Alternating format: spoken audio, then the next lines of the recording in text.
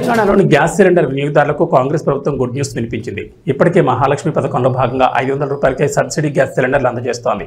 అయితే 500 రూపాయలు మినహా వినియోగదారుడు ఏజెన్సీకి చెల్లించిన మిగతా మొత్తానికి వినియోగదారుని అకౌంట్లోకి 48 గంటల్లోనే జమ అయ్యేలా చర్యలు తీసుకోవాలని ఆయా ఏజెన్సీలకు ఆదేశాలు జారీ చేసింది.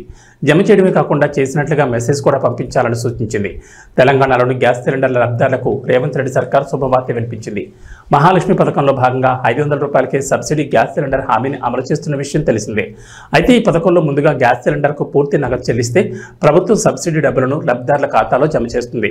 అయితే ఆ సబ్సిడీ పైసలు ఎప్పుడు పడతాయన్నది క్లారిటీ లేకపోవడంతో ప్రజల్లో ఆందోళన నెలకొంది.